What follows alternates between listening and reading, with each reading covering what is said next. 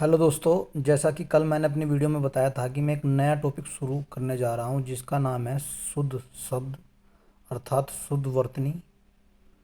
तो जानते हैं हम शब्दों को गलत क्यों लिखते हैं।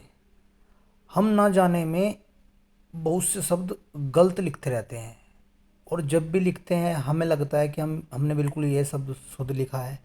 लेकिन आज जानते हैं हम शब्दों को कैसे गलत लिख देते हैं और वह हमें देखने में शुद्ध लगता है। तो देखते हैं, आज मैंने 20 महत्वपूर्ण शब्दों को लिया है और ये 20 के 20 शब्द मैंने शुद्ध लिखे हैं।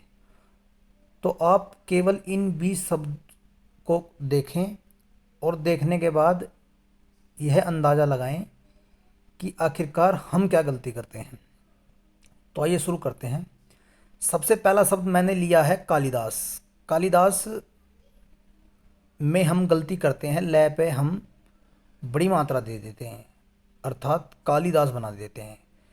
दूसरा शब्द आता है कैलाश।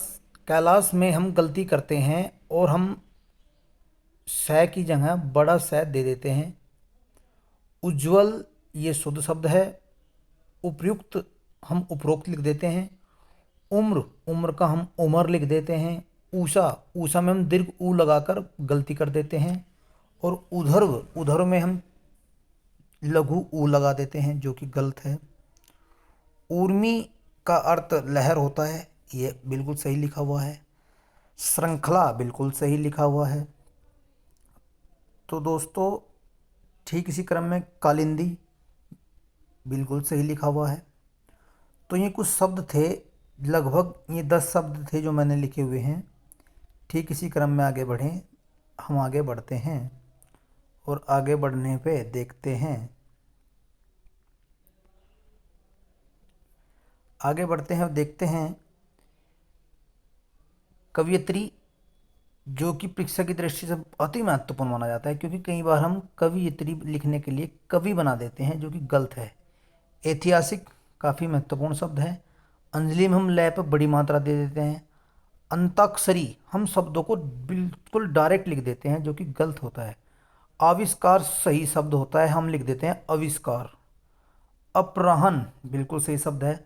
अतिशयोक्ति मोस्ट इम्पोर्टेंट शब्द माना जाता है क्योंकि अतिशयोक्ति में प्रत्येक छात्र इस बड़े शय को आधा लिखता है जो कि बड़ी त्रुटि मानी जाती है।